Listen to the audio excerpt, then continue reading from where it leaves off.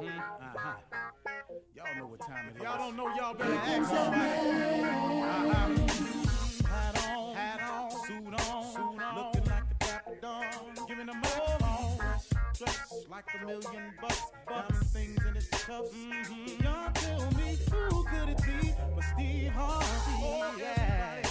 Listening to me. Put your hands together for Steve Harvey. Put your hands together. Steve Harvey. Oh, listen, Steve Harvey. Why don't you join me? Yeah. Steve Harvey. In the morning, y'all. Better give me some eggs while I listen to Steve Harvey. Yeah, you join in with me. If you're with me, help me say, turn your radio on. You gotta turn it on. Yeah, turn it on. Steve Harvey in the morning, y'all. So y'all can hear me on. Turn it up. Steve Harvey in the morning, y'all. Yeah. Turn your radio on.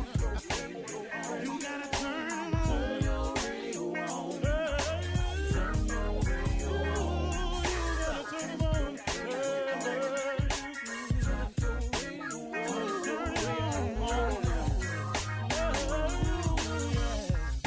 Turn them up, Steve Harvey got to turn them out. Got to turn them up, Harvey turn them on in the morning, y'all.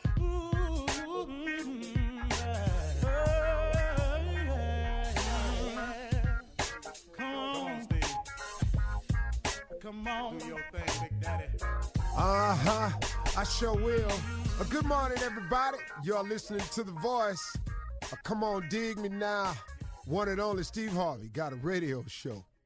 I was talking with my wife, and she said something her father always used to tell her. Pop Bridges used to tell her all the time.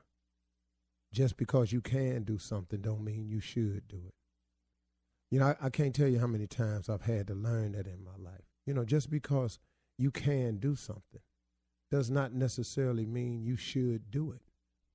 You know, I could tell people off oftentimes, but it don't mean I should do it. You know, I could go here and set the record straight a lot of times, but it don't mean I should do it.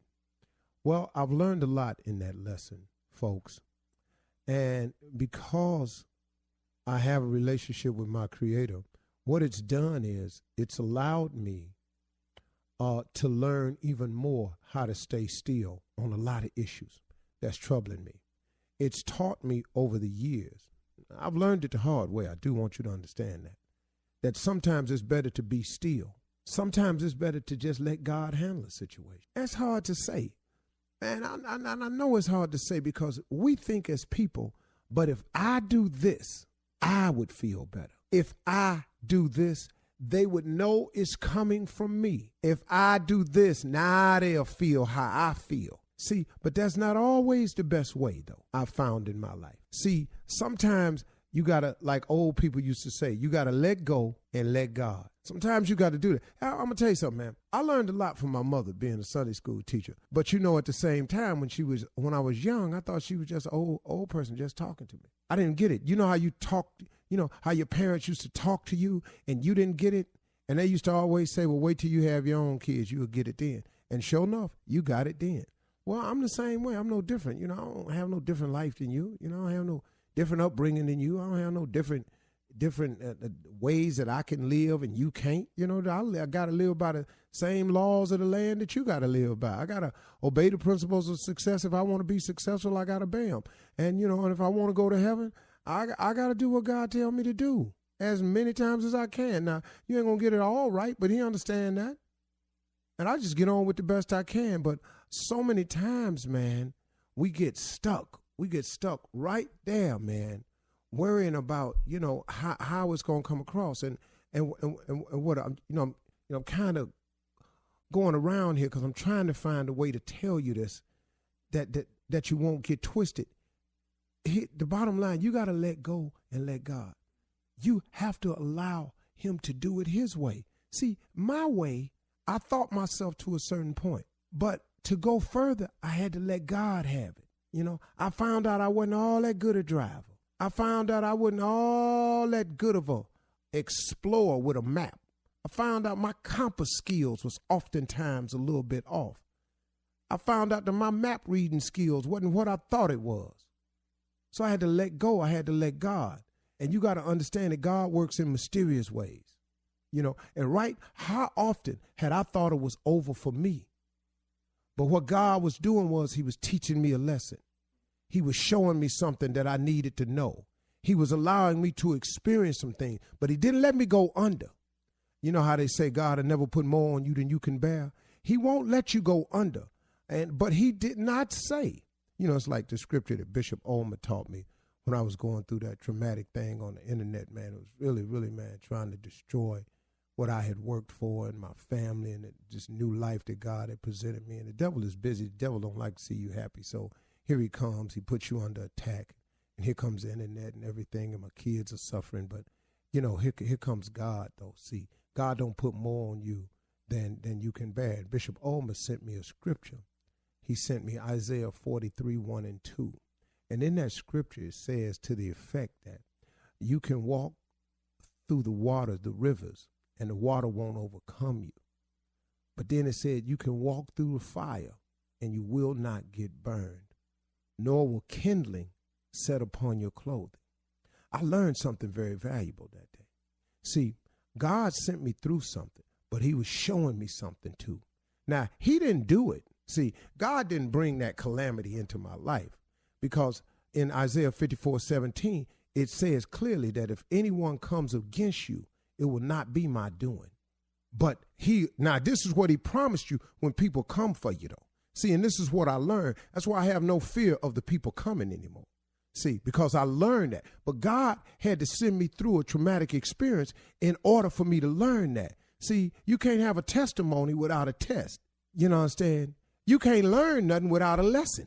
See, so what he did was he allowed that internet thing come across into my life, but he taught me something. And Isaiah 43, 1 and 2 was, and you can walk through the fire and not get burned, nor will kindling set upon your clothing. So what that said to me was, even though you trying to do me and there's fire all around me, I won't burn. But when it's over, kindling won't set upon your clothing. What that showed me was, and what it taught me was, not only will I walk through the fire and not get burned, but there will be no signs that I was ever in the fire. There's no signs of it. But now hold up though. Now, here go the part, though, that I had to learn. Even though you can walk through the fire, y'all, and even though you're being flames are scorching all around you, if you trust him, he ain't going to let you burn. But now hear what he did not say, though. He did not say that it was not going to be uncomfortably hot, wickedly hot in there. He didn't say that. He just said you won't burn. And when it's over, it won't be no kindling on your clothes. It won't be no signs that you was in the fire. See, what happened to me was after they tried to destroy me, let me show you what God did for me. Not only did they not accomplish what they set out to do, but when they was through with me, though, when they was through throwing the gas and throwing the fire and throwing the hate and writing it and lying and creating all these names for themselves so it could look like more people was hating, when they got through with all that, look at me. Man, look what he did to me. Look what he did for me. Because he taught me something that day. And I'm sharing it with you because God will do the same thing for you. But you got to trust him, though. You got to get in there and you got to let him do it. You got to let him handle it. So just like Pop Bridges taught my wife Marjorie, just because you can do something don't mean you ought to do something. Yeah, you could go down there and straighten them out, but should you, though? Yeah, you can go down there and tell them off. Yeah, you can go down and stand up and make sure they know it's your voice that they hearing. And you can get in their face and make a scene. But should you, though? Or should you let go and let God? See? So before we run all out in the streets and somebody that we form in these groups and somebody go out there and do something crazy, let's hold tight. Now, I'm not saying don't go out there, but you got to watch who you go out there with. Because somebody crazy. You can go down there with peace in your heart. Somebody decide, I'm going to throw a brick through here and bust a window. Hold up, partner.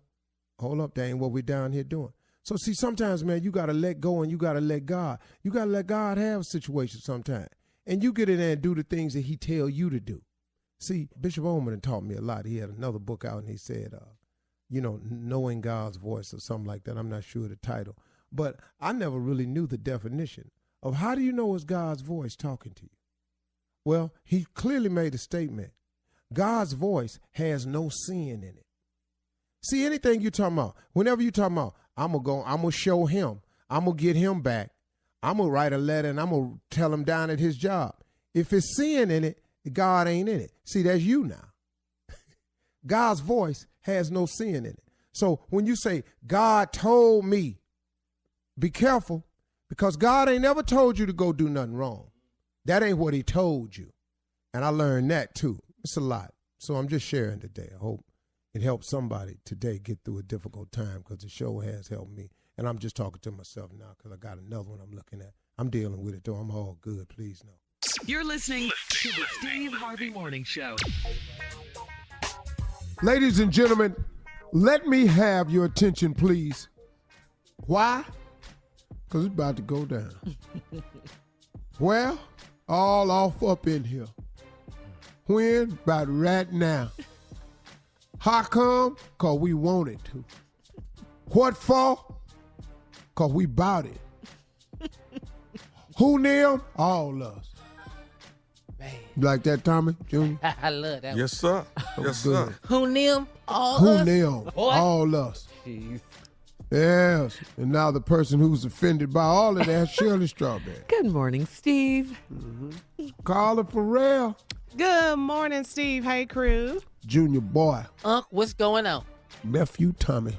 Yay, yay. Got it. On it. Bout it.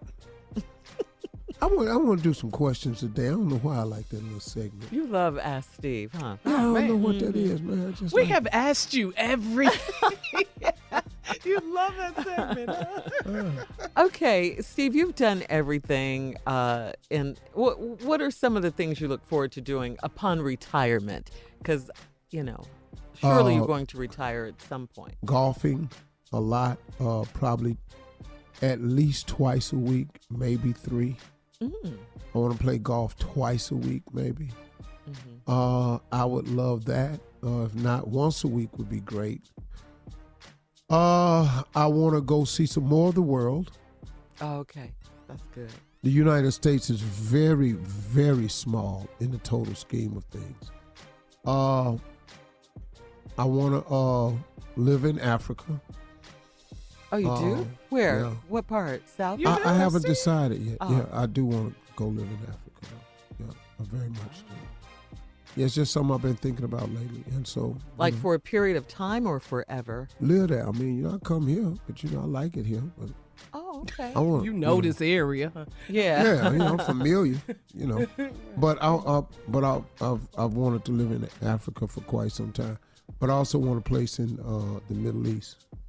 Okay. Well, you finna have some house. Now, what you gonna do over there? What you Here mean? come the hate. Here come the hate. On I mean, you schedule. over in the Middle East. He's going to miss his uncle. I'm just No, trying to figure out but what just- is you gonna do in the middle. What's wrong with the Middle West? What's the East so popular for? Okay. Peace.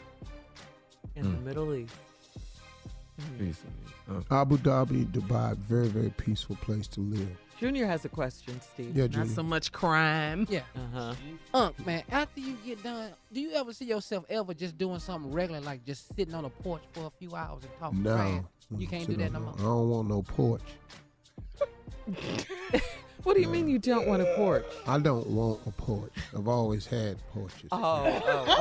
I knew that's what he You don't want meant. to just hang out. No, I ain't finna do no damn porch. Thought you'd miss that. I'm out back by the pool, but not on the porch. You got one, Carla?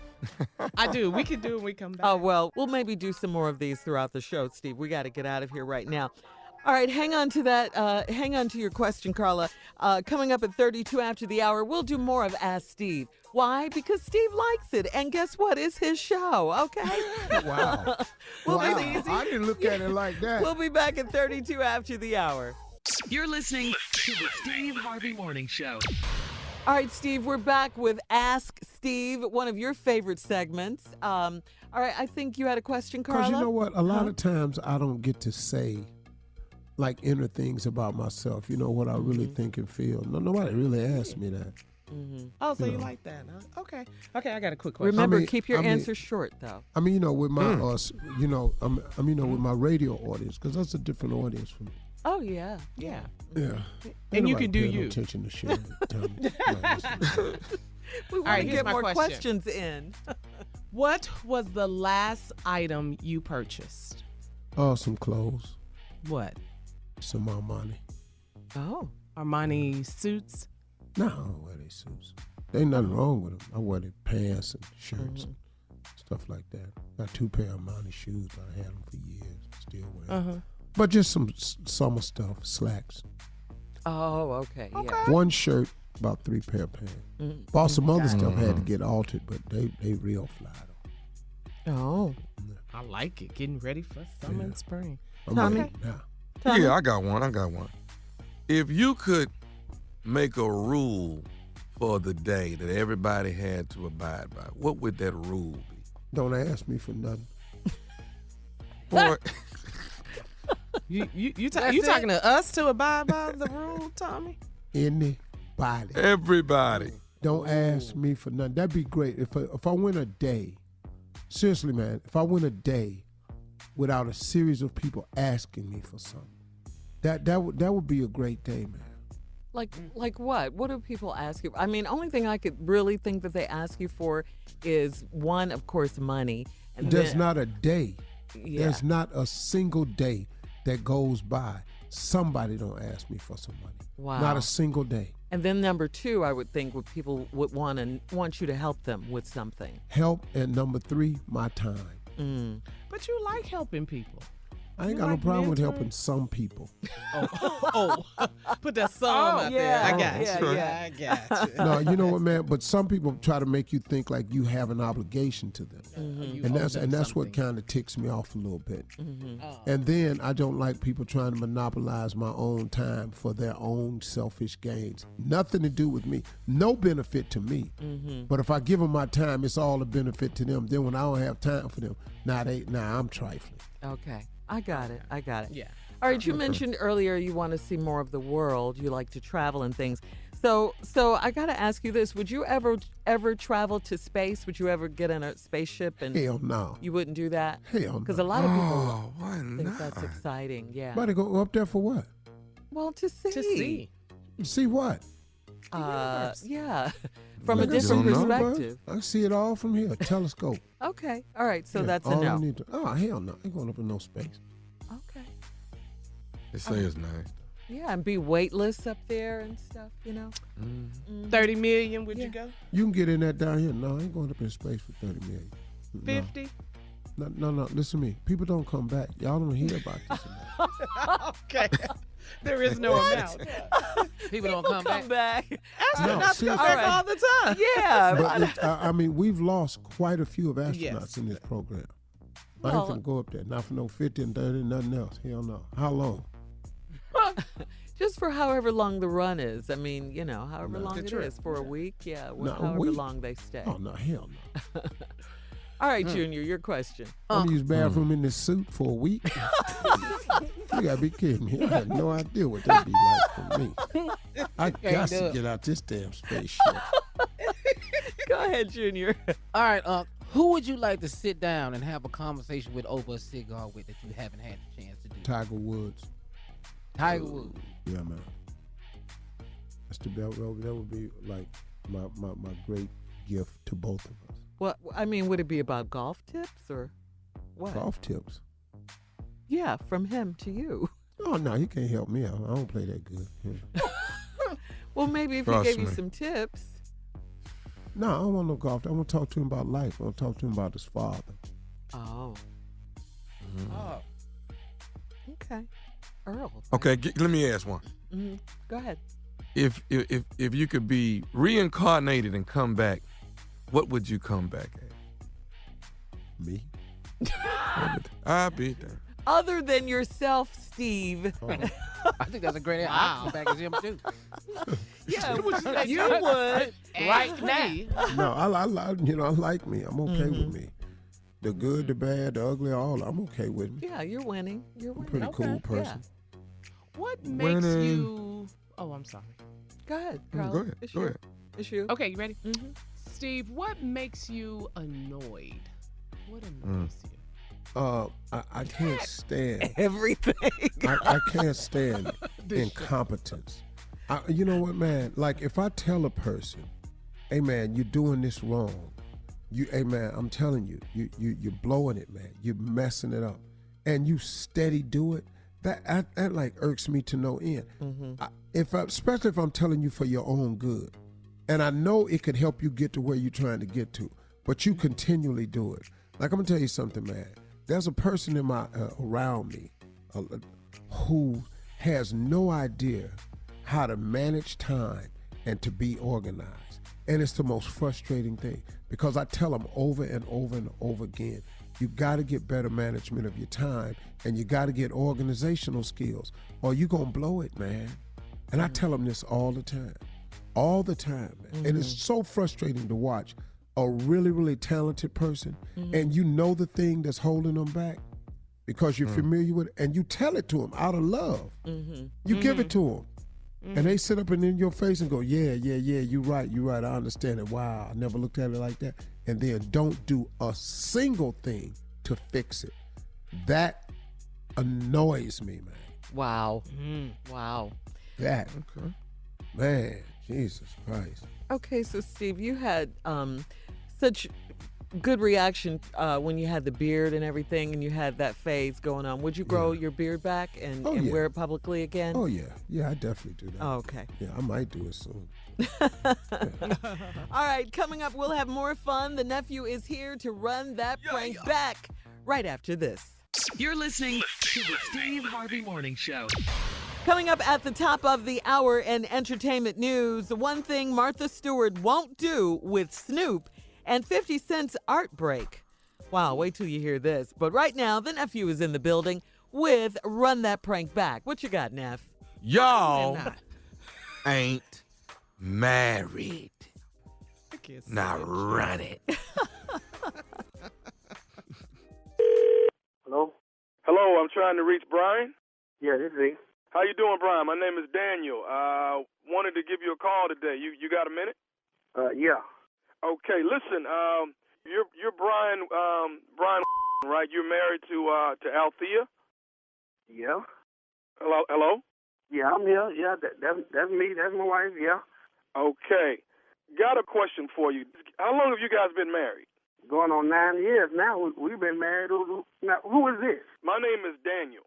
Were you guys married at Greater New Missionary Baptist Church? Let me see. Yeah. Yep. That's the name of that church. Yeah, Great. About 9 years. Yeah, that's right. Why? What's going on? What you asking me all these questions for? Okay. Do you remember the minister that officiated your actual wedding ceremony? Yeah, that was Reverend. Right. Yeah. Okay. I got the right person. I wanted to make sure I had the right person, Brian. So I'm sorry if it seemed a little weird to you. Here's what's going on. We've just come up with a new discovery, a lot of information that Reverend, none of his credentials are true. Everything is false. He's not a minister at all. He never was a minister. And every single wedding ceremony that he officiated is basically null and void. So, I hate to be the bearer of bad news, but you and Althea, even though you think you've been married for 9 years, you guys are not married at all. No. Doc, you got to have the wrong person. Because me and Althea, we got married about 9 years ago, and Reverend he the preacher. I know that, Brian. I know that. What I'm telling you is, he never was ordained. He's never been an ordained minister. He's not a minister at all. So when he performed this ceremony, your wedding ceremony, he had no right to be doing that. You guys are not married. You know, you guys have been living in sin for 9 years. Hold on, Doc. Let me tell you something. I ain't been living in no sin. Me and my wife, we have been married for 9 years, and that man, he's a preacher. I'm telling you, he's a preacher. I heard him preach last Sunday. Sir, as of today, he has no right to be in anybody's pulpit. He has no right to be officiating, whether it's weddings or funerals, no matter what it is, christenings for children. He's not allowed to do that, and we have officially stopped him from doing anything serving under as being a pastor or a minister. We have stopped that. But what I want you to know is that you have been living in sin, and we want to try and get you guys married as soon as possible so you're not living in sin. Oh, no, Doc. I ain't been living in no sin. I have been married for 9 years. This woman, she has been taking care of me and my kids for the past 9 years. Wait a minute. You guys have children? Yeah, we got two kids, two beautiful kids. Okay, then those kids are bastards. Bastards? Hold on. Let me tell you something. My kids ain't no bastards. What about your kids? Your kids are bastards? No, sir. My kids were born in wedlock. Your kids have been born out of wedlock. I'm telling you, that man did my service, and he is a preacher. He's a man after God's own heart himself. He done everything that he could for me and my family. He is a preacher. Sir, I know it's hard for you to swallow the truth, but I want you to know, and I need you to be able to tell Althea that you guys are not married, not as of right now. No. Okay, so hold on.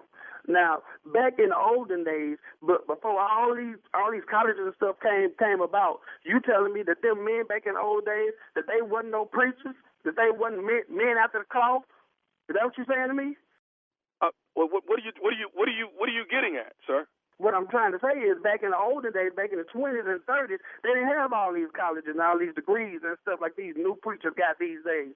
That man now, he was from back then, and God called them, and that's what they went on to. And all them people that they married back then, they did the same thing today.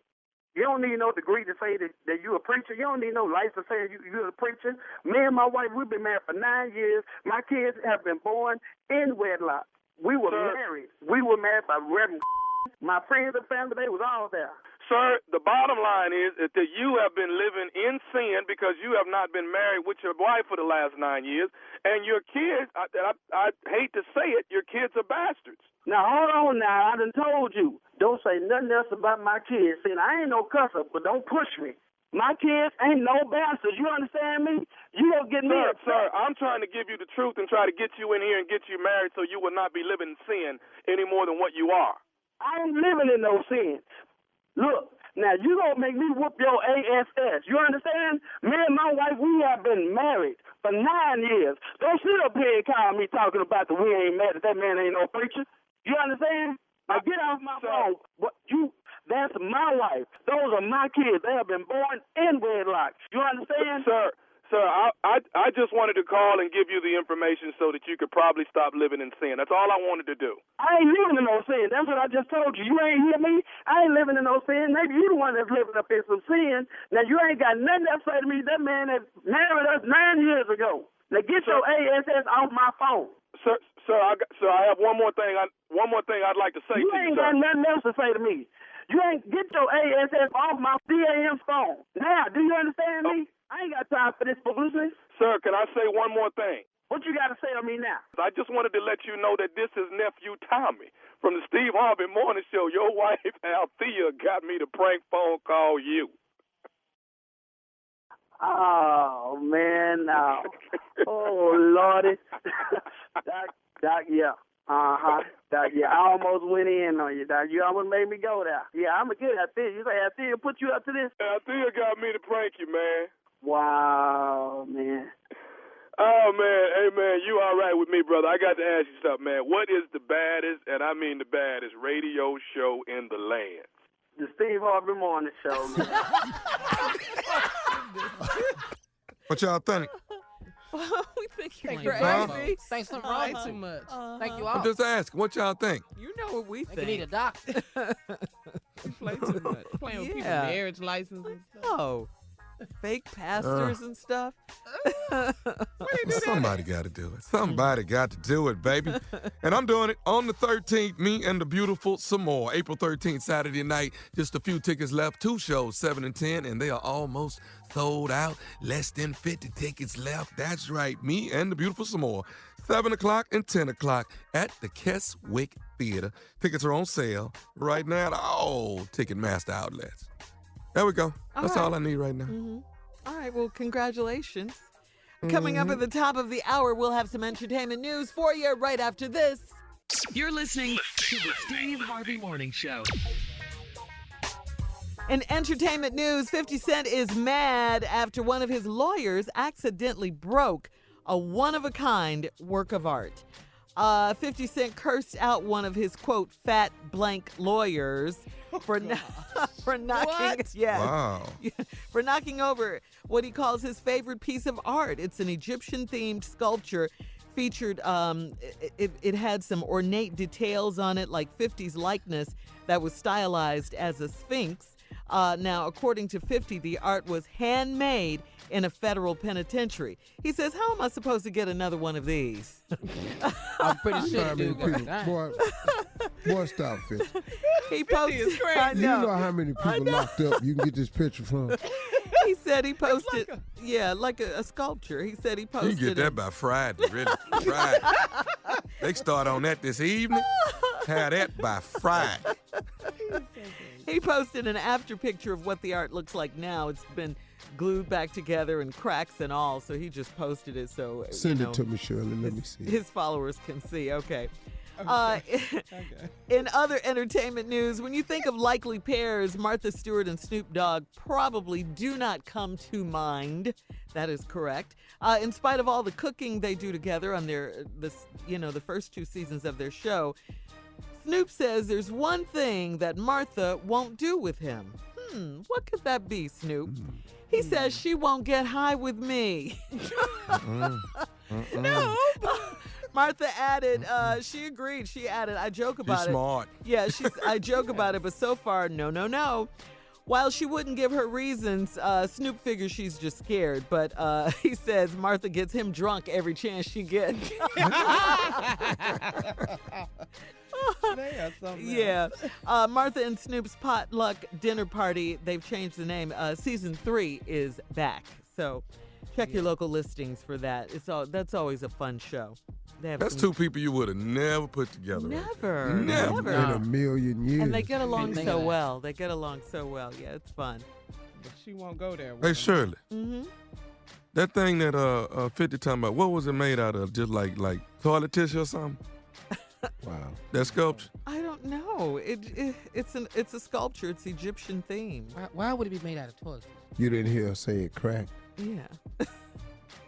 Well, that's, yeah. No, once that toilet paper get hard, once it get hard, you already know that. That's like a big shank. This ain't a shank. It's a sculpture. Where's they getting sculpture stuff from in the penitentiary? Arts and crafts. Where they get cell phones from in prison time?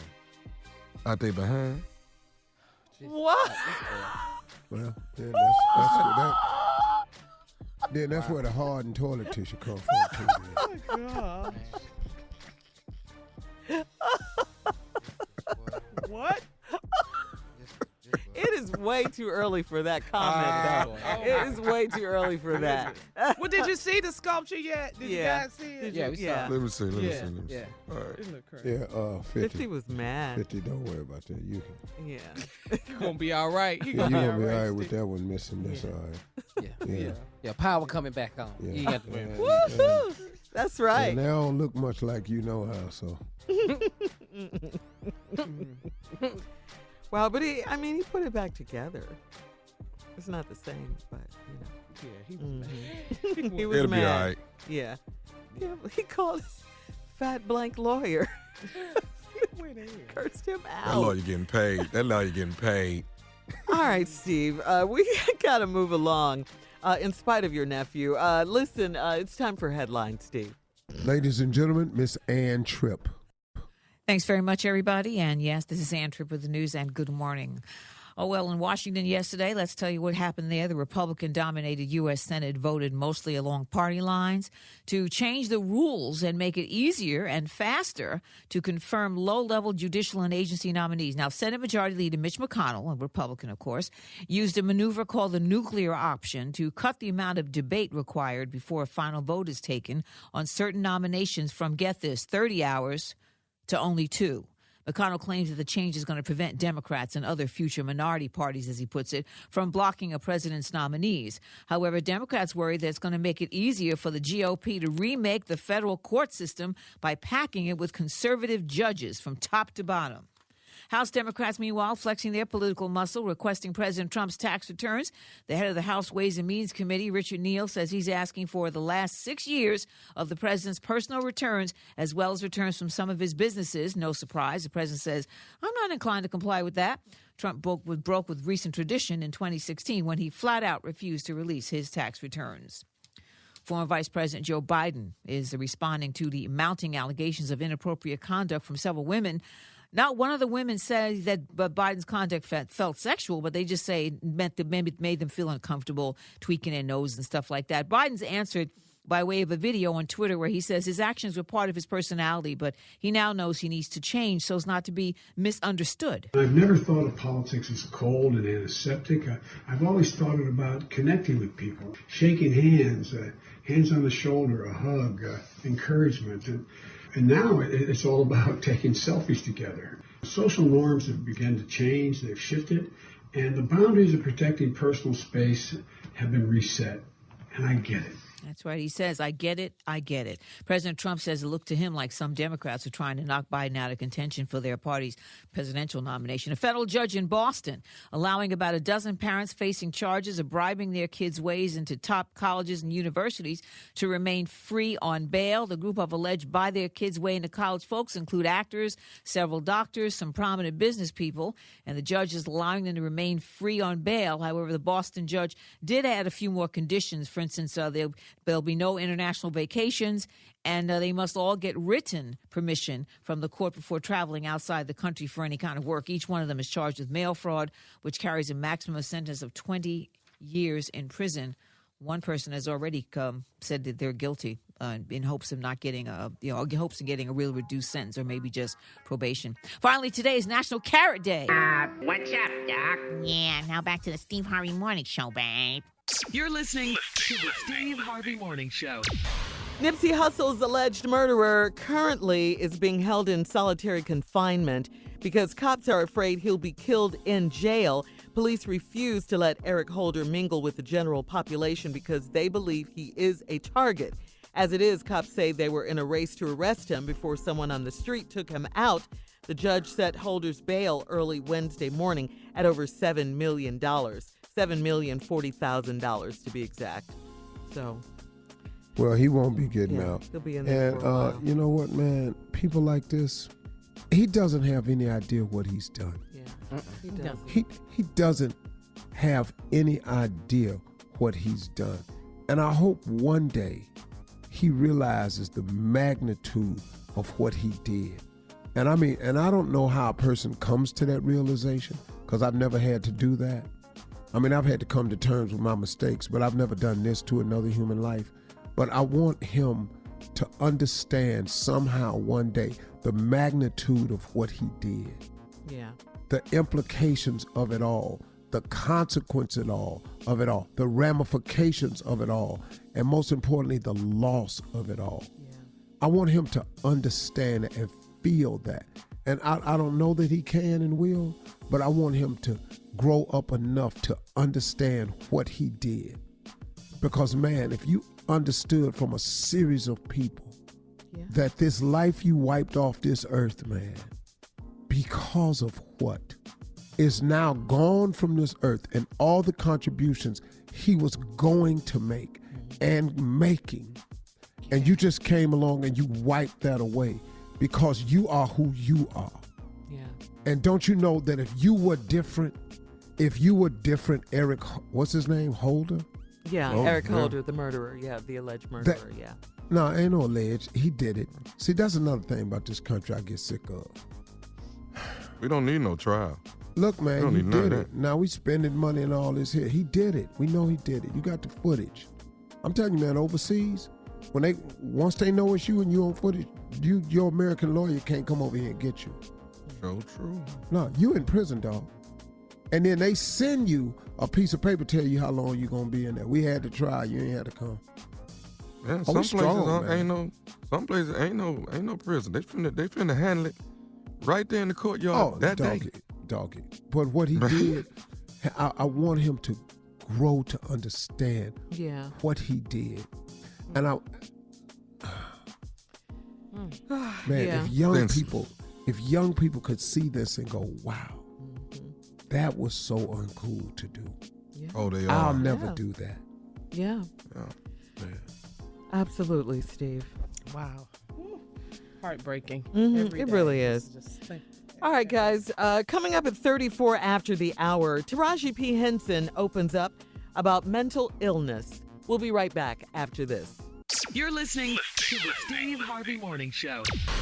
According to Variety magazine, Taraji P. Henson is working to take away the stigma of mental illness in the black community.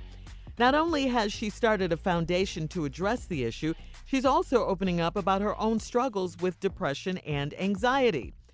Taraji says that the lack of privacy is a contributing factor. She says it wears on me. I have to be conscious about everything, every move I make, everything that comes out of my mouth. I have to go over it. That's not living. That's just being. She says living is being in the moment and saying whatever the freak you want to say, and that's what it is. But I can't do that. To cope, Taraji says she has a therapist. That's the only way she can get through it. She says, if I'm going to change for the better, I need honesty, and sometimes your friends and family don't have it in them to be brutally honest. Wow. That is deep right there. Oh, man. That is deep. That is deep. That is I guess so that's deep. tough for her, you know. Yeah. That makes a lot of sense. I could see how people can tire of this. It is draining. It is very draining, man. Yeah. And as a matter of fact, I was talking to the audience today. Now, I don't think I have a mental problem. I really don't. But I've been diagnosed by several you're a little people. touched, though. You're a Well, little you know, I've had some people say something was wrong with me, but they weren't medical people. They were just street people. Yeah. And so, like, last night before I got off work, I was talking to the Family Feud audience, and I was telling them today was a weird day for me. And a lady said, how so? I said, I woke up, I got a really, really troubling phone call. And you know how the audience goes, oh. I say, but I had to come to work anyway. And my job is to entertain people and put a smile on people's face. That's my job. And regardless as to how I was feeling, or what's happening, don't nobody know that. So people have stood in line, man. I have to deliver that to them, a good time. And yesterday was a little bit tough, but it's a lot of those days like that, man. Yeah. It's a lot of those days, and you got to stand and deliver. So I can understand where Taraji's coming from, because, man, there are days, man, when this being on and under the spotlight, it can be daunting, man. And I am grateful to God that I cope with it as the way I do. And everybody don't have the same coping skill.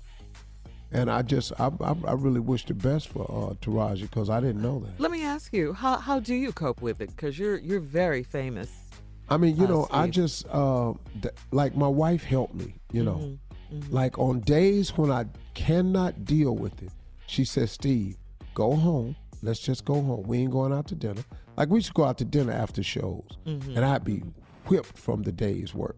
So I'm sitting at the table, and it's just me and my wife, and she's holding my hand, and I'm looking at her across the table, and we just having dinner. And then here comes a fan, and they say something, and I've been like, okay, excuse me, I'm just, hey man, let me get a picture with you. I said, nah, bro, I'm eating. I'm eating with my wife. Damn, man, so I can't get a picture. I said, dog, I'm eating with my wife. Steve, stop. He doesn't know that you're tired. Right. He doesn't know. So now you got to cool out. I said, but baby, he was rude. I told him I was having dinner. I know, Steve, but listen to me. If today ain't your day and you don't feel like this, you stay home. Let's go home. But don't sit out here, because these are your fans and they don't know. And I had to learn that. Yeah. And then the rest of it is, man, I have a rule. All women, all elderly people, and all children, I just go on and accommodate them. Dudes is my out. No, my man, I don't feel like it today. Oh, okay, right on, bro. Glad to meet you. Can I shake your hand? Yeah. And bros like that. Now, women, you can't turn women down. Why? Because they might go in on you, right? You've had man, that happen a few times. Man, they went in on me. All right. Black. Yeah. Right. Big lip. Yeah. All right, up next, it is the nephew with the prank phone call for today. Coming up right after this. You're listening to the Steve Harvey Morning Show. Coming up at the top of the hour, right about 4 minutes after, it's my strawberry letter for today's subject, a piece of a man or no man at all. That's the subject. Right now, the nephew's here with today's prank phone call. What you got, Neff? Give me my change for $100. Whoa. Why you so aggressive? Yeah. When you want your change, you have to be aggressive. Give me my change for $100. Slow your roll. Man. I'm talking to a stripper. Oh. Now, I accidentally gave you $100. You know what I mean? Ain't nobody mean to give you no whole $100. Okay? You are cheap. Okay? Give me my change for that $100. Run it. Hello, I'm trying to reach Regina, please. Speaking. Hello? Yeah, speaking. This is Regina. Okay, hey, you did a bachelor party for me and my boys like about 2 weeks ago. Okay. Sean, you remember Sean? Yes. Yes. Okay. Now listen, when you was doing a lot of lap dances that night. You remember that? Yes. So, how did you get my number? How can I help you? You need a party done? I mean, what do you need? Okay. Well, no, it ain't nothing like that. I was saying, you did a lot of lap dances. Do you remember that? Yes. Okay. Well, listen, that night I was at the party. You did some lap dances for me, but okay. What I wanted to tell you was that the lap dances you had did was the lap dances was $10. Am I right? Right. You would be correct. Yes. Okay. They were $10. The lap dances was $10, but I thought I gave you a $10 bill when I really gave you $100. Okay. So, I need. Actually, the reason why I called you was I'm trying to get that, I'm trying to get that $90 back. Wait a minute. Let me ask you something. First of all, how did you get my number? Well, the dude that Who is dude? That threw the the guy that hooked y'all up as far as doing the bachelor, Billy. Billy the ones that got y'all to come and do the bachelorette party. Okay. But what I'm trying to, tell you is that I got the number from him. Okay. And he told me that I could call you and try to just talk to you about it. Okay. And you want me to give you I gave $90. I had tipped you. I was really finna pay you $10, but it was a $100 bill. So what I'm saying to you is that I want to get the other $90 back. I'm not giving you no damn $90. Excuse me? I'm not giving you your damn $90. Hell, when you gave me $100. Hold on, wait a minute. Hold on. I don't even think you understand. I wasn't trying to give you all that money at one time. I need to get that money back from you. I don't think you understand. $10. That's it. The other $90 belong to me. I ain't get my change back from you.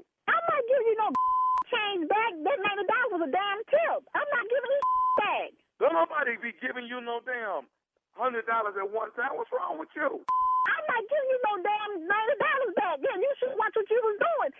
You're going to give me my $90. Look, I done already told you I wasn't even trying to give you this money. I was trying to give you $10. That's what I was trying to give you. I'm not giving you a damn thing back. You're not getting nothing. Hell, you should be at home with your wife and your kids. Hey, lady, listen. You don't even understand what's going on right here. Lady, you should have been there. I wasn't trying to, when nobody trying to give you no money. This is a misunderstanding. I need to get my $100 back. Now, look, I'm already saying I was giving 10, but 90 of that belonged to me. I'm not giving you no damn man. Have you lost your mind? You calling me, waking me up, talking about giving you $90. I'm not giving you back. Have you lost your mind? I'm going to give you a tip, but I ain't giving you no $90 tip. You did. You got no $100. All I'm giving you is $10. Look, hey, lady, look. I'm not going to sit here and go at it with you all this. Look, I want to get my $90 back from you. No. First of all, if you call me later one more time, I'm going to come find you and kick your Second of all, I'm not giving you no damn $90 back. Thanks for the tip. You should have been there in the first place like I said. Keep your at home next time. Hey, lady, on the real, I ain't trying to go back and forth with you. I'm saying is it's been a mistake. I wasn't trying to give you no $100. All right, so when I give you a $100 bill, that was a mistake. I just want my money back. Ain't nobody tripping with you. Give me my money back. I'm not giving you a damn thing back. I'm not giving you back. That's your problem. You need to go home and tell your wife what you did with the extra $90. Say you don't mess around and get your whooped. I told you I want my $90 back. I'm not giving you a thing. I'm not to come find me then. Come find me. Come find me. Come find me then. If you want to get $90 back, come find me. Say, I'm gonna be nice to you. You don't mess around and get your whooped behind $90. I want my money from you. What my? I want you with my. I want you to tell them you bring your up in here. I'm gonna give you something. I ain't gonna be no damn $90. I bet you that one. When are you gonna pay me my $90? I'm not giving you no damn $90. Don't ask me that. No, I'm not giving you no $90. Thank you for the damn tip. You ain't getting. You gonna give me my $90? You gonna do that? You come in here for that really want your change back. Please, you better get your off my phone before I come cut your. What the do you think I am? Don't call me with this. Hey, I got one more thing I want to tell you. You listen to me? Hell no, I'm still listening to your podcast. Are you listening to me? I got one more thing I need to say to you. No, you can kiss my. I got one more thing I need to say to you. Are you listening to me? Hell no, don't call me with that. I ain't listening to you. I don't give a damn what you got to say. You can kiss my with your punk. I said I got one more thing to say to you. Are you listening to me? What you got to say? What is it? What is it? This is Nephew Tommy from the Steve Harvey Morning Show. You just got pranked by your girlfriend. Who is this? Hello? Hello?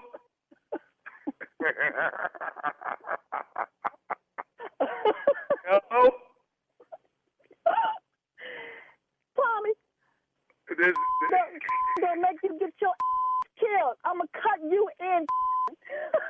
You all right, baby? Are you all right? Yeah, I'll be all right when I kick your and that'd be good.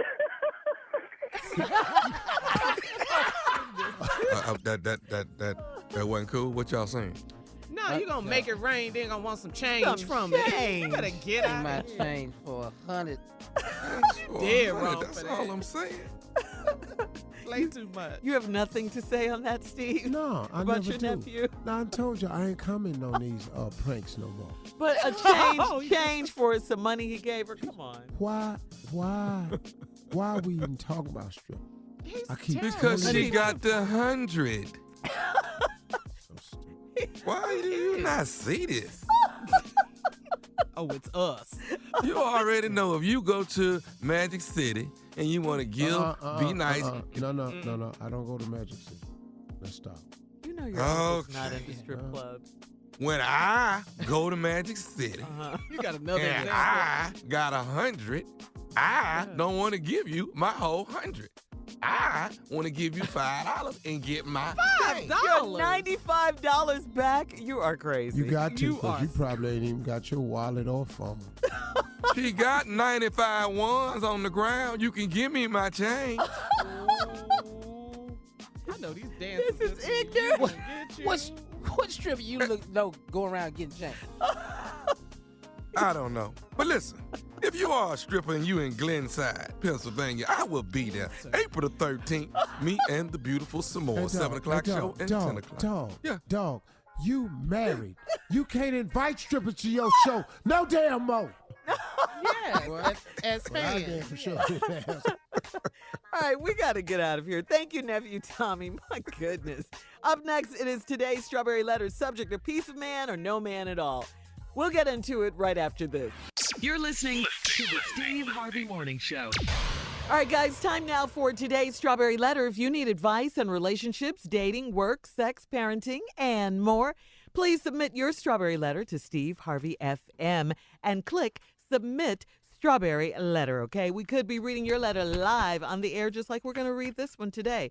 And boy, is this one interesting. Woo. Buckle up. Hold on tight. We got it for you. Here it is, the Strawberry Letter. Thank you, nephew. All right, subject, a piece of man or no man at all. Dear Steve and Shirley, I am a divorced 59-year-old woman, and I started dating a 67-year-old sexy gentleman in December. Our relationship is great. We had lots of fun together, and he keeps me smiling. I followed Uncle Steve's rules for dating and almost made it to 90 days. But on that 87th day, we decided it was time to get busy. He told me he couldn't take it any longer, and he had to have me.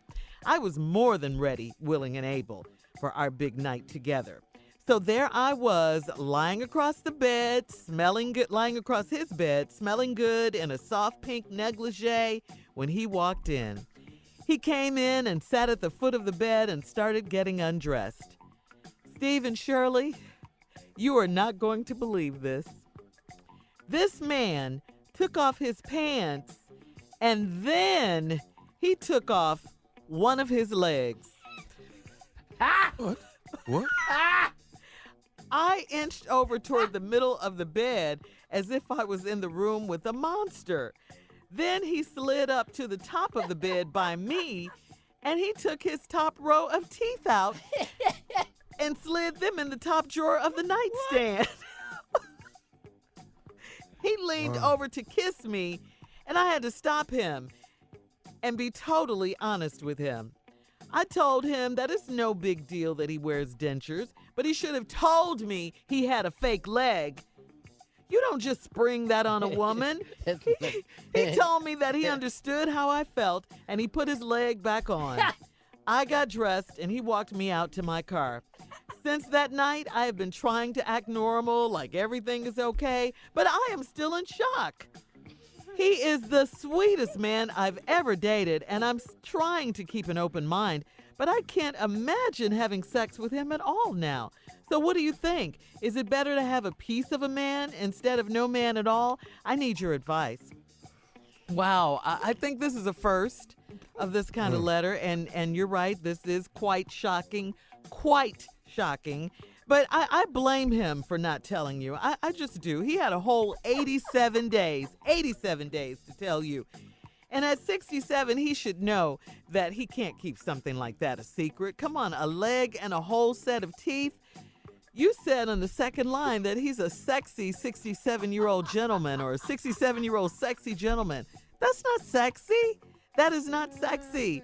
And you're getting ready to have sex, and I mean, did he forget what went through his mind to take off his leg and to take out his teeth? Come on, man. I just think you're dead wrong for this. He was.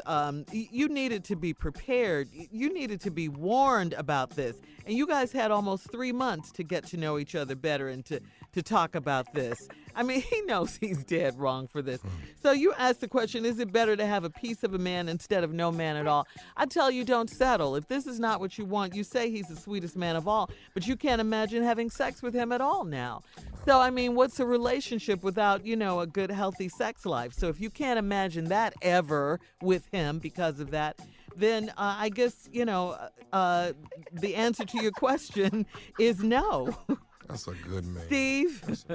Well, now, I have a different approach to this. Thank you. Come on up. Dear Steve and Shirley, I'm divorced, 59-year-old woman. I'm dating a 67-year-old real sexy man. December, relationship was great. Keep you smiling. You tried to follow the 90-day rule. But on day 87, we decided it was time. That's only 3 days. I ain't mad at it. Right.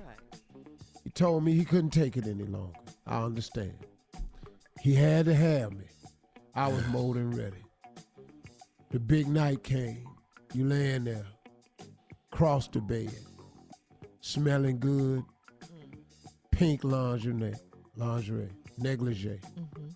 He walked in, sat on the foot of the bed, started getting undressed. You still laying there, smelling good, girl? You know what I'm saying? Then y'all try to say, Steve and Shirley, you ain't gonna believe this. This man took off his pants and then he took off one of his legs. She's right. I inched over in the middle of the bed if I was in the room with him. Then he slid up on top of the bed by me and took his top row of teeth out. Slid him in the top drawer of the nightstand. He leaned over to kiss me, and I had to stop him and be totally honest. I told him it was no big deal that he wear dentures, but should have told me about his fake leg. Let's stop right here. Let's stop this damn letter How did you right stop? here. Let's stop this damn letter.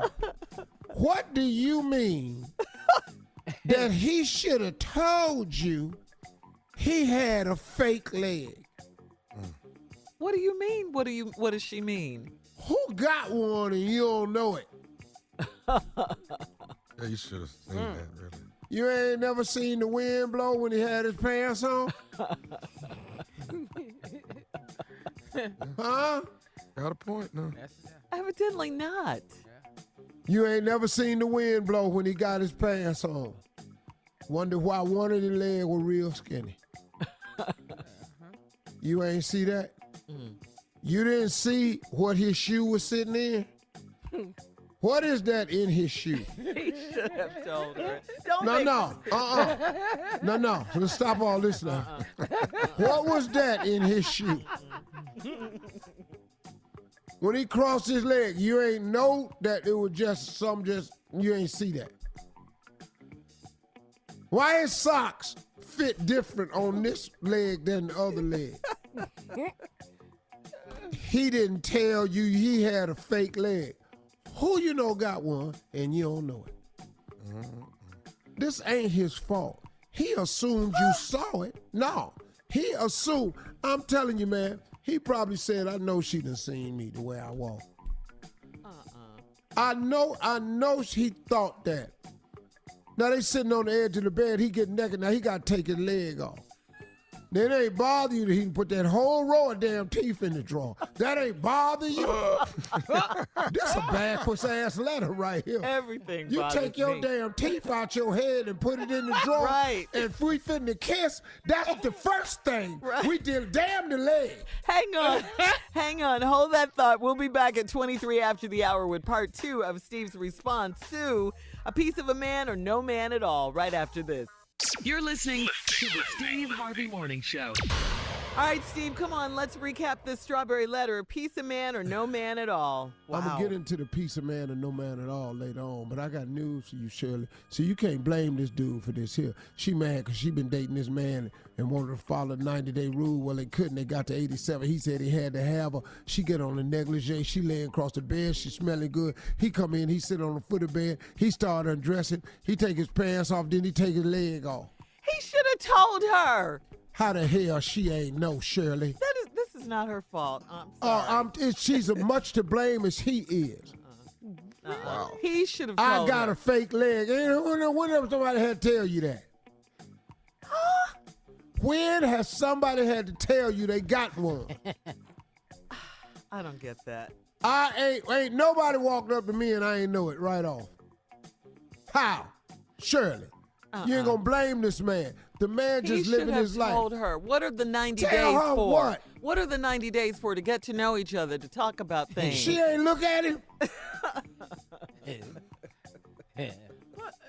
No, he should have told her, and you know it. Get out of here. What is that in his shoe? I wear dentures, and I have a fake leg. No. What is that in his shoe? Why when he walk, that shoe don't bend? Somebody answer this question for me. Why that shoe look brand new? Ain't a crease in it? Why? You can't tell me, Shirley, that this woman shouldn't have noticed this. You can't tell me he shouldn't have told her. Okay, Shirley, I'm just saying that it ain't all his fault. Didn't notice him? Then this man scoots up in the bed and pulls a whole row of teeth out and set them in a drawer. Now, she says in the letter, it's no big deal that he wear dentures, but he should have told me he had a fake leg. What? Well, that means she got him too. Either that, she ain't looking. But you don't just spring that on the woman. Spring. That's a bad choice. You gonna spring that on the woman. Stupid, Steve. No, you don't. I promise you he ain't spring this on there. He told me, you told him just spring that. He told me that he understood how I felt, and he put his leg back on. I got dressed, and he walked me out to the car. Now, hold up now. You tripping about the leg. Anyway, since that night, I've been trying to act normal, like everything's okay, but I'm still in shock. He is the sweetest man I've ever dated, and I'm trying to keep an old man, but I can't imagine having sex with him at all now. So what do you think? Is it better to have a piece of a man instead of no man at all? First of all, I want you to stop calling this man a piece of a man. That's the first thing I want you to do, because him having a leg has nothing to do with him being a man. Him not having. You know, not having a leg ain't got nothing to do with him being a man. Do you know how many men don't have arms or leg or something, but they every bit of man as anybody else? So that I would really like for you to stop calling him a piece of a man. Because you don't know how he lost that leg. That's a valid point. Lot of Tommy got a whole foundation, Wounded Warriors. Yeah. Men and women who go over here and sacrifice. They come back. We can't call these people pieces of nothing. Yeah, that's a valid point. So now, first of all, stop calling him piece of a man, because this is all man. Everything else working fine. I be more shocked by these damn teeth, what I be wearing. What you ain't gonna do is take your teeth off and put them in no drawer, and then I put my tongue in your mouth, and all of a sudden I'm trying to find some damn teeth. Now I'm all up in the roof of your mouth and everything, the same thing. Tongue and gum, I'm baby. feeling ridges and stuff. I got to take Polydent all on my tongue and everything. That's too much. Got Polydent on your gum, just slid them out without brushing your teeth. Go and brush your damn teeth. Kissing you and I'm tasting Polydent. Yeah. Damn gum glue. Oh, he might be cold without that leg. Ain't no telling what I'm telling you, that boy come to work. Might have been some Because see, when you ain't got that other leg, I have both of them, but I've had like a Charlie horse in one of them, and it's been out of commission. So I had to let it lay there like it wasn't working. But that put more pressure on one side, and you come in from different angles, girl, you might be missing something. All right. Hello. Let's flip this. What if she only had one leg? Oh, you can't do this to me. Exactly. No. Exactly. Well, see, because we got different. I have requests. Men are visual. Requests. Here are certain things I'm gonna say. Yo, Well, it's hard to be. It was hard to be a woman and do that. we gonna You ain't finish, never though. got no. You ain't never got no dress on. Meaning you would know, is what you're saying. You would And be then able to why tell you. have you shaved the heel down on that shoe? What happened? I could See, not with there's you. no way you gonna fool me. Well, I already know something going on. But Steve, Now, I you still can get love you. past the Oh yeah, fact you that still people- fine. But I see that though. Now we gotta answer a couple questions first. All right. And if she didn't have Now, her why top you row- got one of your shoes is a Christian Louboutin, and the other one is a Rockport? I need to know what's happening. That Rockport holding it together, baby. I'm trying to figure out. I'm just trying to figure out Well, why you got stocking on one leg and ain't one on the other. Okay. I need to try know it, what's happening. I need you to tell me what's happening. Why is this shoe open toe? And this one right here is a bowling shoe. I need somebody to talk to me. Holy shit. I need somebody to talk to Stupid. me. Velcro lace it up. I'm right behind you. I can be in the car. see that you have on a high heel slide on this foot, but explain the house shoe. Let me get my purse. This is ridiculous. Let's go. We're out. Thank You guys I'm are just too trying to figure stupid. out now. Yeah. All right. You got Y'all your still gonna Nike do it on though, one right? foot. You got your Nike on one foot, but every time I see you got ski boot on, I need to know what's happening. I need to know what's happening. She said she can't imagine having sex with him at all now, Steve. Well, I just want to know why when you jumped up last week You had to hear him sit back down. What the hell is happening? Look, we got to go. Email us or Instagram us your thoughts on today's Strawberry Letter at Steve Harvey FM. All right, guys, email us or Instagram us your thoughts on today's Strawberry Letter at Steve Harvey FM. Now, coming up in 10 minutes, looks like there's going to be a part 3 of the Strawberry Letter yet again today. Yeah, they got more to say on this one-leg lovin'. No, we don't have nothing to say. Reverend Motown is coming in. Uh-oh. Okay. And Deacon Def Jam. All right, we'll be back right after this. You're listening to the Steve Harvey Morning Show. All right, coming up at the top of the hour, it's Carla's reality update. But before we get to that, the fellas are here, the 3 comedians in the building, to do part 3 of the Strawberry Letter. The subject was a piece of a man or no man at all. A woman who's 59 wrote in and started dating a 67-year-old sexy gentleman in December. She tried to do like Steve's book said and wait the entire 90 days, but she got to 87 days, and she said it was on. Neither of them could wait any longer. So she got all sexy with it and was lying across the bed in her pink lingerie and everything, and she said he came in, sat on the bed, proceeded to get undressed, took his pants off, took his leg off, and then took his top row of teeth off and put them in the nightstand in the top drawer. He didn't tell her anything. She was devastated. He ended up walking her to her car. She said she didn't know if she could ever have sex with him again. So what should she do? Reverend Motown, Deacon Def Jam are here. We here today. I don't know why they're for special opportunity. Oh, that's right. That's right. I myself and my beloved Deacon, introduce yourself, Deacon. All right, Deacon Def Jam, right here on your side, Pastor. Mm-hmm. And who am I? You are Reverend Motown, hit maker mm-hmm. of the wondrous kind. Yeah. We're discussing the results of the reading from the book of Strawberry, chapter 23. What verse was that too, Pat? 1. Mm-hmm. All right. All of them in 1. All of them 1. It started at the beginning. All right, then. The book of Strawberry, chapter 1, where it says, he proceeded to take off his slacks and then took his leg off. Stop right there, Pastor. Expound. There was a man, 67 years old.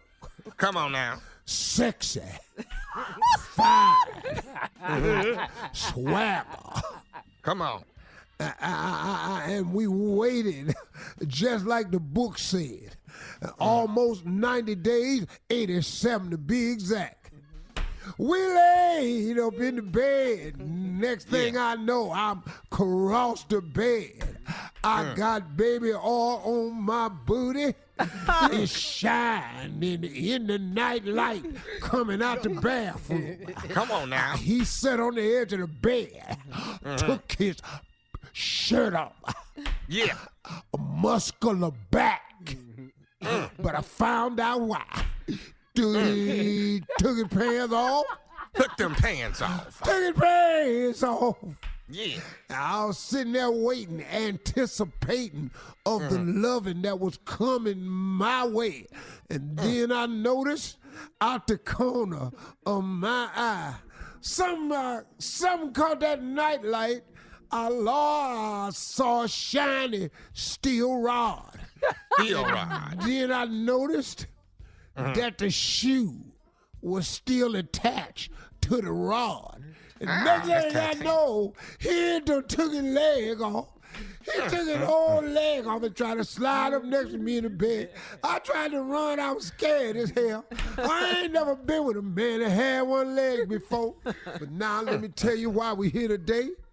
Deacon, tell him why we here today. The subject is...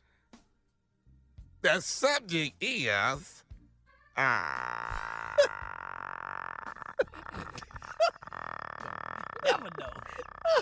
I thought he was going to help me out, but I guess not.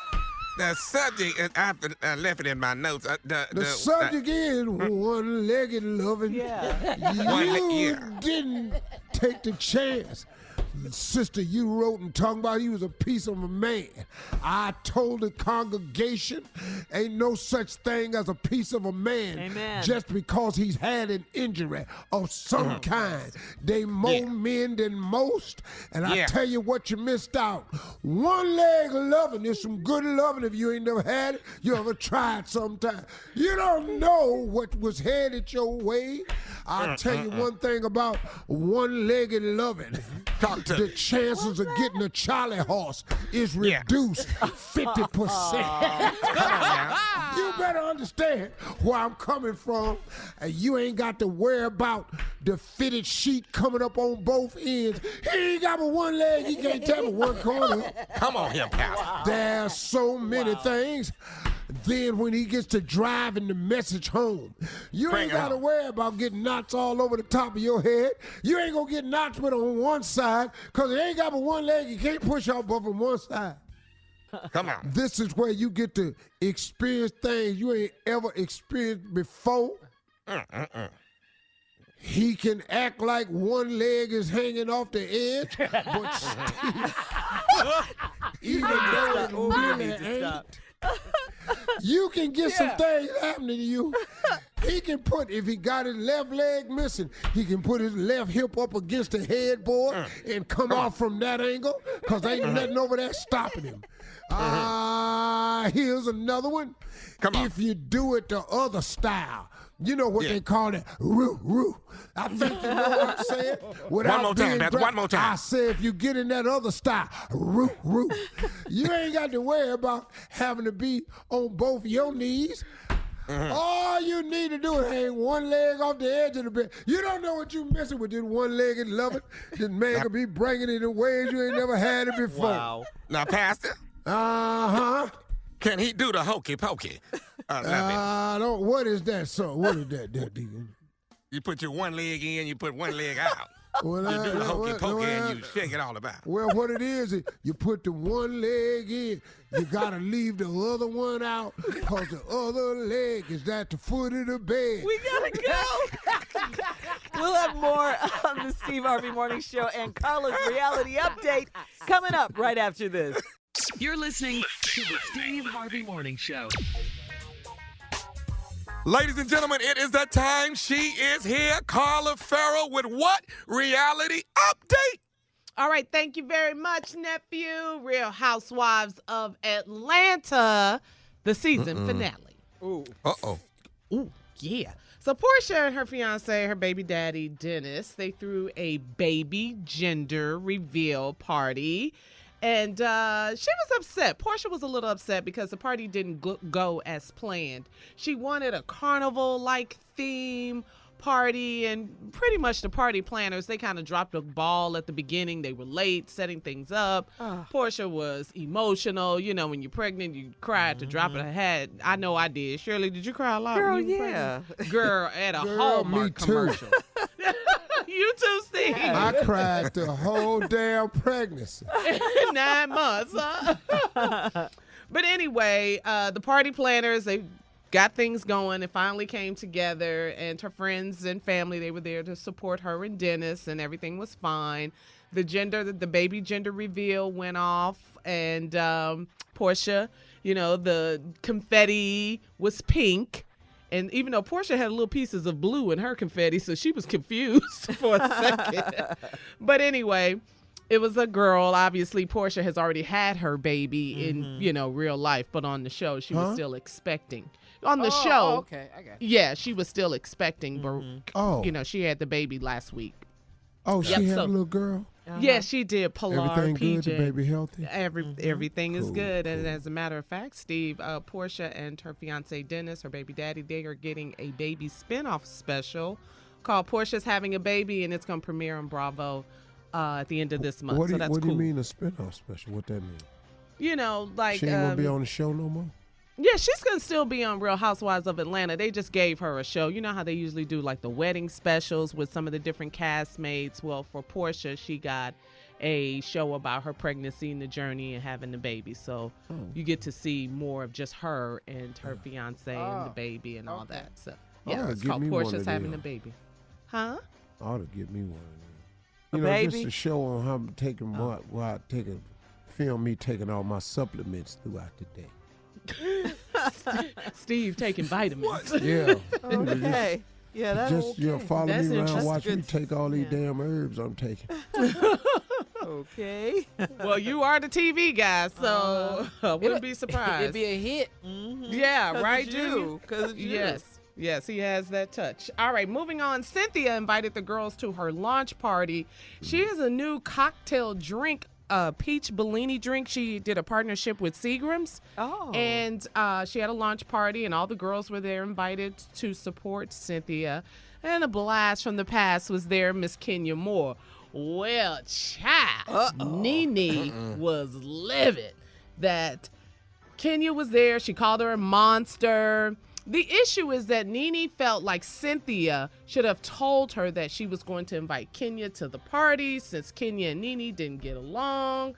Now, Cynthia claims she really didn't know that Kenya was actually coming to the party. But, you know, Nene's point is, if me and you are cool and you're inviting someone that I'm not cool with, you know, because Nene says her and Cynthia are like sisters. You ought to tell me. You should give your girl a heads up to say, hey, your girl might come through. So that's what Nene's point was. And Nene also feels that Cynthia acts different when Kenya's around versus when they're together. Oh. Yeah. So anyway, it was just a little drama. Kenya was still there at the party, and Cynthia was on the mic and thanking everyone for coming out and supporting her. Then Kenya got on the mic and congratulated Cynthia. Then Nene was a little salty. I think she was just a little jealous about that. And then Cynthia wanted to thank Greg because Greg felt good enough to come out. Cynthia. Oh, okay. Yeah. So Cynthia That's wanted to good to hear. recognize. Yeah. Yeah, Junior. So Really Cynthia good. wanted to recognize Greg for coming out and supporting. And she called him up to the mic, and Nene told Greg not to go up there. No, she did not. Yeah, she told Greg don't go up there. So Greg didn't go up there. So it was kind of, Cynthia was kind of left hanging. After the launch party, Nene decided to talk to Cynthia and kind of tell her how she felt. And she brought the new friend Tanya along, and then Cynthia bought candy. Now, during the party, Mike was there. Steve, you're familiar with Cynthia's boyfriend, Mike Hill. You're the one that introduced them and hooked them up and made this love connection. She whispered to him that she was supposed to act like she didn't know that Kenya was coming. So there's some shade that's going on with Cynthia whispered to Mike? I'm supposed to act like I don't know that Kenya was coming. That's what she whispered to him. So Nene, you see what I'm saying? You see why Nene felt like, what's this shade going on? Nene doesn't know Cynthia did that. Cynthia calls Candy when they were all supposed to hook up and say, I just want to make sure we're on the same page as to why Kenya came. So then Candy says, well, I'm mic'd up. I'm mic'd up, meaning her mic is on, meaning like we're taping. Shut your damn mouth. Yeah. So Nene could hear her? No, Nene didn't hear any of this. This is what the viewers saw. But it kind of, kind of validates Nene's point. Like, what's going on? What are you doing? Yeah. Yeah, what are you doing? So that was the season finale. So, of course, you got to wait for the reunion show. So now, after this particular episode aired, the blogs were talking, people were out there talking. So Candy and Cynthia basically said that this is why they did it the way they did, that Kenya wanted to be paid to come to the party because Kenya is not on this show anymore. So she said she wasn't going to come to the party unless she was going to get paid. Candy talked Kenya into coming to the party. So in a way, Cynthia really didn't know that she was going to come to the party, but Nene, Nene ain't probably trying to hear all that. So hit me up. That's a long story short, but hit me up at Lips by Carla and tell me you on Team Nene or Team Cynthia. It was good, huh? Oh, Juicy, man. huh? Man, and I love Nene. I love her. She's going through it. I love Cynthia too, She's so beautiful. Yeah, Aw, and man. Greg is doing good. And you that's know, beautiful news. Yeah. yes, isn't that great news? That Greg really is That's doing great, good. man. Yeah. I like that brother, man. Yeah. I like Greg a lot. Yeah, he's man. got a lot of Smooth cat. I wisdom. wish him the best. I've been praying for him, too. Yeah. Wow. Yeah, he changed his mind, Steve. He decided to get chemo treatment, and Nene was on TMZ the other day saying Greg is kicking cancer's butt. So Greg is looking good. Go ahead, Greg. Oh, that's good. Yes. Hanging That's that Look at soldier. God. Uh-huh. Won't he do it, Prayers of Junior? healing. Yes, he Yep. will. He will. Yes, he will. Yep.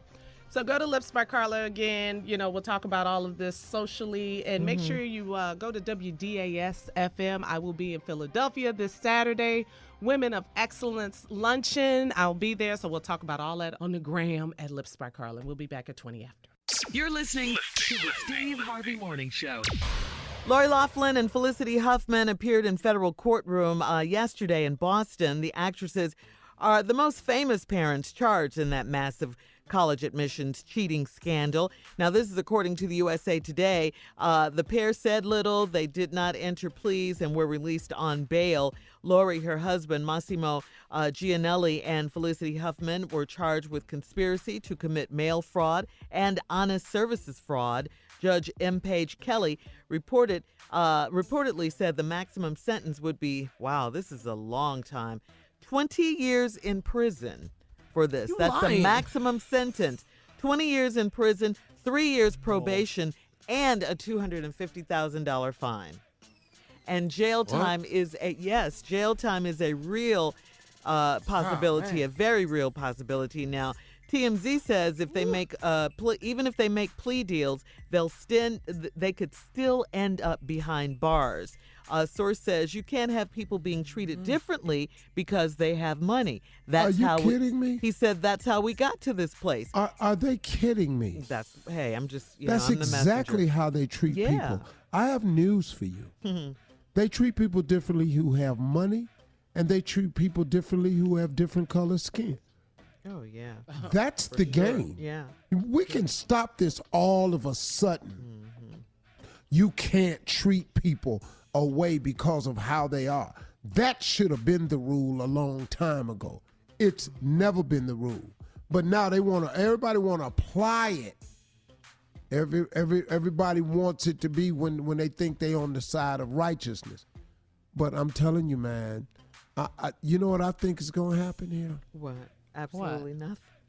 Man, they're not going to send them two white women to jail. You got to be kidding me. You don't think so? No, sir.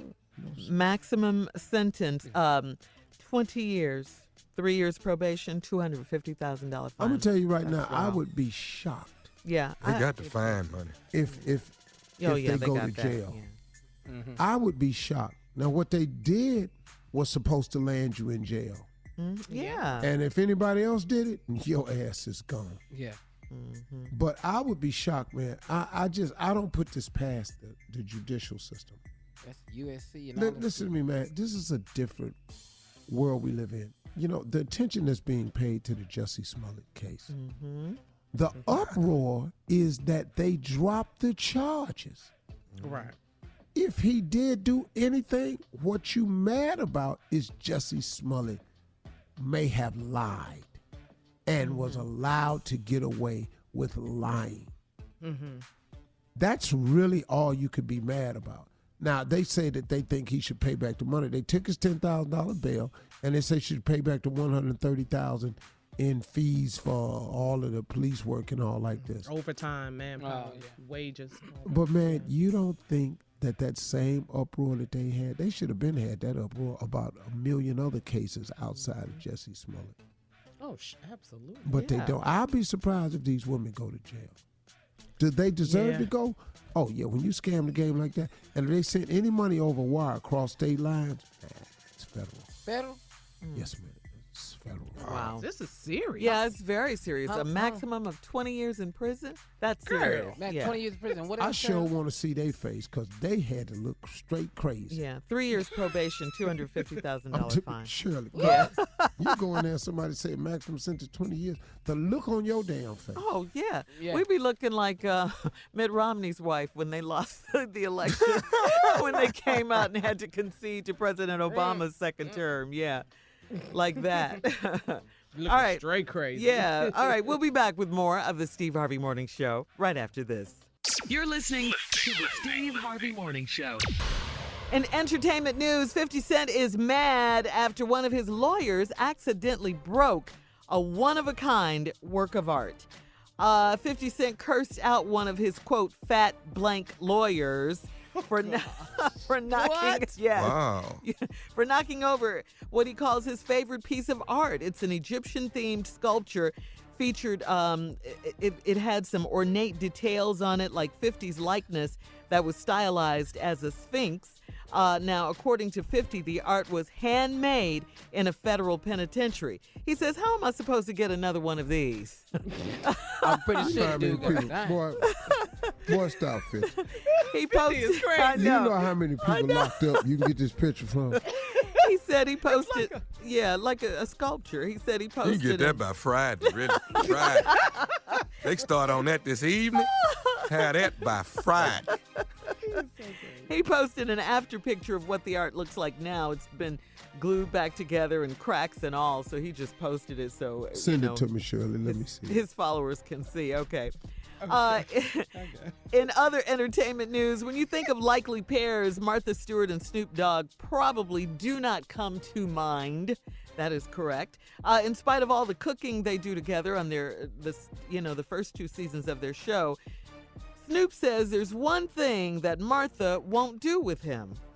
What could that be, Snoop? He says she won't get high with me. No. Martha added, she agreed. She added, I joke about He's it. smart. Yeah, I joke about it, but so far, no. While she wouldn't give her reasons, Snoop figures she's just scared. But he says Martha gets him drunk every chance she gets. Yeah. Martha and Snoop's potluck dinner party, they've changed the name. Season 3 is back. So check your local listings for that. That's always a fun show. That's 2 people you would have never put together. Never. In a million years. And they get along so well. Yeah, it's fun. But she won't go there. Hey, Shirley. Mm-hmm. That thing that 50 talking about, what was it made out of? Just like toilet tissue or something? Wow. That sculpture? I don't know. It's a sculpture. It's Egyptian themed. Why would it be made out of toilet tissue? You didn't hear her say it cracked. Yeah. No, we Once that toilet paper get hard, once it get hard, you already know that. That's like a big shank. It don't. This ain't a shank. It's a sculpture. Where's they getting sculpture stuff from in the penitentiary? Arts and crafts. Where they get cell phones from in prison time? Out they behind? What? Well, yeah, that's where the hardened toilet tissue comes from. Oh, God. What? It is way too early for that comment, though. It is way too early for that. Well, did you see the sculpture yet? Did you guys see it? Yeah, we saw it. Let me see. Yeah. All right. Yeah, 50 was mad. 50, don't worry about that. You can. Yeah. You're going to be all right. You're going to be all right with that one missing. That's all right. Yeah, power coming back on. Yeah. You got to Woohoo! That's right. And they don't look much like you know how, so. Well, but he put it back together. Cursed him out. That lawyer getting paid. All right, thanks, guys. We will be back with our last break of the day and Steve's closing remarks right after this. You're listening to the Steve Harvey Morning Show. All right, here we are, Steve. Last break of the day on this Thursday. It's been a good day, a fun day today. You guys good? Yeah. Oh, yeah, man. It's been great. Yeah. We learned anything today? What you learned today? I learned about one-legged loving. Yeah. Thank you, sir. Yeah. I actually want to try it, actually. Yeah. I ain't gonna lie to you. It is good what you said, though, Steve, to the lady. He's not a piece of a man. No. I appreciated that. He's a Yeah, the whole strawberry man, letter. trust me. Yeah, earlier. Yeah, I appreciated that. He's still a man. I That's like right. that. Mm-hmm. I'm ready. All right, closing remarks from the one and only Steve Harvey. Let's go. In light of, they were talking about this scandal that's been going on with these celebrities and paying all of this money to get their kids into the proper schools, quote unquote, the the elite schools, quote unquote, the just it school. Mm-hmm. I looked at all these people and I'm just listening to the amounts of money they paid. But you know something? Even if you got them in that school, even if you paid the money, even if you never had a got busted, you really tried to put your child in a position that they didn't deserve to be in. And at the end of the day, I understand as a parent that we all want our children to have a better way of life than the one we had. The sad thing about being a parent is you can't give them everything because there's no value, there's no lesson in being given everything. The things that you appreciate the most is the things that you work the hardest to get. The things that you would take care of the most is the thing that you thought you'd never have that you finally got, and now taking care of it, you give it your undivided attention. I don't like the fact that people think that they can shortcut their way to the top. I've said this 100 times. There are no elevators to the top. You have to take the stairs.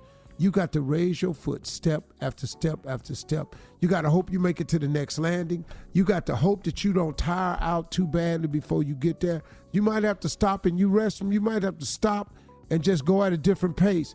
But you still have to take the stairs. And it's sad, man, that we have people in this world, and I know we all want our children to have a better life than the one we had. I get it. I want that for my children. But you got to let your children go through the process, because it's the process that teaches you how to handle adversity. It's the process that teaches you how to deal with setbacks. It's the process that gives you the experience needed to finish your trip. It's the process that every person has to go through. I've said this before, but all the things you're going through is God preparing you for what you asked for. You know, I find myself, I've had to have tough skin over the past few months, past few years actually. And I've developed a much, much tougher skin because God allowed some trials to come my way to better position me, to test my faith, to see if I really would hang in there like I say I would in the midst of difficult times. You're going to get tested from time to time, but that's the challenges of life. You can't remove your children from the challenges of life. You can't get out there and sweep all the bumps, glass, turnarounds, setbacks, manhole covers missing, tacks in the floor, glass in the floor. You can't stop things from happening to your child just because it's your child. And if you do, you're preparing a person that's not going to be ready. You're preparing a person that will not be prepared. If you keep kicking all the rocks out the way, removing all the debris, painting lines down for him, holding lights up for him, when your child does get away from you, they'll have nothing. They'll have nothing in their reserve tank that even resembles success or stick-to-itiveness or how to get over or how to stay over or how to formulate your dreams or how to overcome obstacles or how to deal with setbacks. You got to let your kids go through the process, as difficult as it is. Sometimes I see my children making mistakes and I know it's a mistake. I know in my heart of hearts it's a mistake. I know that this error, this decision, is going to lead you down a dark path. I know it is. All I can do is, once they're grown, is I got to let them figure it out for themselves. Because they're grown now. So you got to let them go. But you know what, though? I've allowed them to go through the process enough times that I just hope they'll make the right decision. And for the most part, they do. Now, do they make mistakes? Yep, like everybody else's kids. Have I done some things to get them out of some jams? Yes, but haven't you done that with your kids? So I understand that you want your children to have the better life. But I also want you to understand that there ain't no elevator to the top, that you have to take the stairs. And if you keep getting handed the next level and hand it to the next level, when you get to the level you think you're going to be at, the top, it's all going to crumble because your foundation wasn't solid enough. It's a sad thing to watch people, parents, helicopter parent, and ride their children so neatly and in one way badly, and when they send them out into the world, they just get ate up. So, no elevator to the top. You have to take the stairs. It's a process, y'all. Everything you're going through is God preparing you for what you asked for. Just remember that, okay? This too shall pass. Those are my remarks today. Whoa. Drop it. Profound. For all Steve Harvey contests, no purchase necessary, void where prohibited. Participants must be legal U.S. residents at least 18 years old unless otherwise stated. For complete contest rules, visit steveharveyfm.com. You're listening to the Steve Harvey Morning Show.